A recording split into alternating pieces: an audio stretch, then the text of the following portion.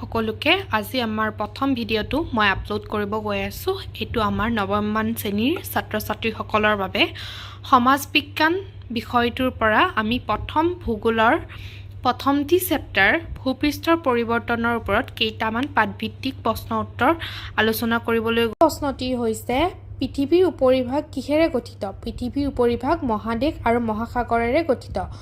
মহাদেশ হৈছে আমাৰ স্থলভাগ। মাটি, স্থল মানে মাটি, মাটিৰে গঠিত হয় মহাদেশবিলাক, আৰু মহাসাগৰ হৈছে জল। যিবিলাক আমাৰ জলেৰে আবৃত অঞ্চল আছে সেইবিলাক হ'ল আমাৰ মহাসাগৰ। পৃথিৱীৰ উপৰিভাগৰ কিমান অংশ স্থলভাগ আৰু কিমান অংশ জলভাগৰে আৱৰি আছে? মানে ইয়াত স্থলভাগ মানে কাৰ কথা কৈছে? মহাদেশকেইখনৰ কথা, ক্ষমা কৰিব, মহাদেশকেইখনৰ কথা কৈছে। মহাদেশকেইখন আমাৰ কিহেৰে গঠিত হয়? স্থলভাগেৰে। আৰু স্থলভাগ কিমান অংশ আৱৰি আছে? আমাৰ গোটেই পৃথিৱীখনৰ 29% অংশ স্থলভাগ, মানে আমাৰ গোটেইকেইখন মহাদেশে মাত্ৰ 29% অংশহে আৱৰি আছে। পৃথিৱীৰ উপৰিভাগ মানে আমি কি কৈছোঁ? এইটো আচলতে উপৰিভাগ নহয়, খোলাটো বিভিন্ন ধৰণৰ ডাঙৰ ডাঙৰ প্লেট বা ফলকেৰে গঠিত। আমাৰ পৃথিৱীৰ যোনটো খোলা, আমাৰ দেহৰ খোলাটো কি বুলি কোৱা হয়? আমাৰ জকা। মানে আমাৰ অৱয়ৱটোহে, তাৰ আৱৰণখিনি আমাৰ কিহেদি আছে? পৃথিৱীৰ মহাসাগৰ আৰু মহাদেশেৰে। গতিকে ইয়াৰ ভিতৰৰ অংশটো খোলাটো বিভিন্ন ধৰণৰ ফলক বা প্লেটেৰে গঠিত। এই ফলকবোৰ কেতিয়াও স্থিৰ হিচাপত নাথাকে।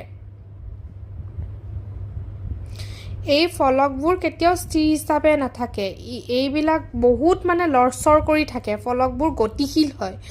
যিহেতু এই ফলকবোৰ গতিশীল, সেইবাবে সিহঁতৰ কি হয়, তোমাৰ গতি কৰাৰ ফলত ইখনে আনখনক খুন্দা মাৰে, আৰু খুন্দাৰ মাৰাৰ ফলত যিটো এটা জোকাৰণিৰ সৃষ্টি হয় বা যি বিৱৰ্তন, মানে প্ৰক্ৰিয়াটোক কি বুলি কোৱা হয়? আমাৰ ফলক বিৱৰ্তন বোলা হয়। ভূমিকম্প আৰু আগ্নেয়গিৰিৰ সৃষ্টিৰ মূল কাৰণ কি? আচলতে মূল কাৰণ হ'ল ফলক বিৱৰ্তন। এই যে আমাৰ যে ফলক দুখন যে খুন্দা খাই যে এটা যে বিৱৰ্তন, মানে এটা প্ৰতিক্ৰিয়াৰ যিটো সৃষ্টি কৰে, এইটোৰ ফলত আমাৰ এটা জোকাৰণি হয়। এই জোকাৰণিৰ ফলত হয়তো আমাৰ ডাঙৰ ডাঙৰ পৰ্বতবিলাকৰ ভিতৰত থকা আগ্নেয়গিৰিবিলাক, উত্তপ্ত আগ্নেয়গিৰিবিলাক ওলাই যায় জোকাৰণিৰ ফলত, নহয়তো আমাৰ ডাঙৰ ডাঙৰ ভূমিকম্পৰ সৃষ্টি হয়। বাহ্যিক কাৰক বুলিলে কি বুজা? বাহ্যিক মানে কি? বাহিৰৰ। ভূপৃষ্ঠৰ বাহ্যিক কাৰকবোৰ হ'ল যিবোৰ কাৰকে বাহ্যিক বাতাৱৰণ নাইবা স্বাভাৱিক সৃষ্টিৰ ওপৰত ক্ৰিয়া কৰে। মানে বুজিছা ন? আমি এতিয়া নৰ্মেল এটা দিনত আমি কেনেকৈ থাকোঁ? স্বাভাৱিক অৱস্থাতে থাকোঁ সকলোবোৰ। তোমালোকে ধুনীয়াকৈ স্কুলত গৈ আছা, পঢ়ি আছা। কিন্তু যেতিয়া আমাৰ বৰষুণ হ'ব, বানপানী হ'ব, ভূমিকম্প হ'ব, হয়তো ক'ৰবাত ধ্বংস হৈছে, ক'ৰবাত গছ গছনি ভাঙি স্কুল ধ্বংস কৰিছে, নহ'লে ঘৰ ধ্বংস কৰিছে, তেতিয়া আমাৰ এটা কেনেকুৱা হুলস্থুলীয়া পৰিৱেশৰ সৃষ্টি হয়। এইবিলাক যিবিলাক কাৰকৰ ফলত, মানে এতিয়া বৰষুণটো এটা কাৰক, বা বৰষুণ হৈছেতো এটা কাৰক, ভূমিকম্পটো এটা কাৰক, বানপানীটো এটা কাৰক। ইয়াৰ ফলত আমাৰ যিটো স্বাভাৱিক দিনচাৰ্য আছে তাত আমাৰ অশান্তিৰ সৃষ্টি হয় বা ব্যতিক্ৰমৰ সৃষ্টি হয়। সেইবাবে আমি সেইবিলাকক এটা কাৰক বুলি ধৰোঁ, আৰু এইবিলাক হ'ল বাহ্যিক কাৰক, যিটো বাহিৰাভাৱে হয়, ভিতৰি নহয়। বাহ্যিক কাৰকবোৰৰ মূল উৎস কি কি? সূৰ্য আৰু বায়ুমণ্ডল। উপনদী বুলিলে কি বুজা? উপনদী হৈছে এখন নদী বা জলধাৰা, যি এখন আচলতে সৰু নদী বা জলধাৰা, যি এখন ডাঙৰ নদী বা মূল নদীতকৈ মিলে। মানে আচলতে উপনদী কি? যি এখন ডাঙৰ নদীৰ পৰা ফালৰি কাটি গৈছে। এতিয়া ব্ৰহ্মপুত্ৰৰ আমাৰ কিমান কেইখন উপনদী আছে তোমালোকে জানানে নাজানা? কেইখনমানৰ নাম মোক জনাবাচোন।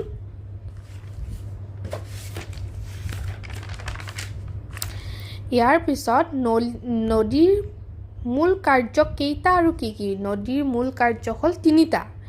ই কি কৰে? খনন বা ক্ষয় কাৰ্য। গম পাইছা ন? খনন মানে কি কৰে? আমাৰ যে মাটি যে গৰাখহনীয়া হয় বা মাটি চাটি যে উটুৱাই লৈ যায়, আচলতে ভাঙি যে যায়, কেতিয়াবা দেখিছানে ভিডিঅ'বিলাকত? বহুত বৰষুণ হ'লে ধুমুহা বতাহ বৰষুণ হ'লে দেখিবা চাবাচোন আমি আজিকালি মানে বাতৰি চালেই তোমালোকে গম পাবা আজিকালি এইবিলাক বাতৰি বহুত ওলাই থাকে ন অলপ বৰষুণ হ'লে এই অমুকত গছ-গছনি মাটি দি মানে সহায় লৈ গৈছে মানে আমাৰ নদীৰ উপকূলীয় অঞ্চলত এইবিলাক বেছিকে হয় পৰিবহন নদীয়ে কি কৰে পৰিবহন কেনেকে হয় কোৱাচোন তোমালোকে জানানে নাজানিলে তোমালোকে মোক লিখি পিনে কমেন্টত দি দিবা যে পৰিবহন কি হয় বুজাই দিয়ক অৱক্ষেপন আৰু জমাকৰণ কাৰ্য জমা কি কৰে যেতিয়া আমাৰ এখন ঠাইৰ পৰা যে বহুত বস্তু যে আমাৰ মানে ধৰা বানপানী হলে উটুৱাই লৈ যায় ন গছ-গছনি মানে কিছুমান জন্তুৰ মল মূত্ৰ সেইবিলাক নি আন এখন ঠাইত জমা কৰে জমা কৰাৰ পিছত সেই মাটিখিনিত এটা সাৰৰ সৃষ্টি হয় সাৰটো আমাৰ যি সাৰৰ সৃষ্টি কৰে সেইখিনি মাটিত সেই সাৰখিনি আমাৰ গছ-গছনিৰ কাৰণে বহুত উপকাৰী বা আমাৰ ফল-মূল বা যিকোনো ধৰণৰ তোমাৰ গছ-গছনি ৰুবলৈ খেতি কৰিবলৈ বহুত উপকাৰী এই খনন কাৰ্য কোনে কয় নদীয়ে কৰে আৰু নদীৰ পানীয়ে কৰে অৱক্ষেপন বা জমাকৰণ এটা পলক পেলাই থৈ যায় পলকৰ নামটো তোমালোকে শুনিছা জানিছা সৰি পলস নহয় পলস হয় পলস পেলাই তোমালোকে জানা নদীৰ গতিপথ বুলিলে কি বুজা নদীৰ গতিপথ কি হয় উৎসৰ পৰা মোহনালৈ যি গতিত নদীয়ে গতি কৰে তাকেই নদীৰ গতিপথ বোলা হয় খনন কাৰ্য সৃষ্টিৰ মূল কাৰক কি ভূতাত্ত্বিক গঠন আৰু পানীৰ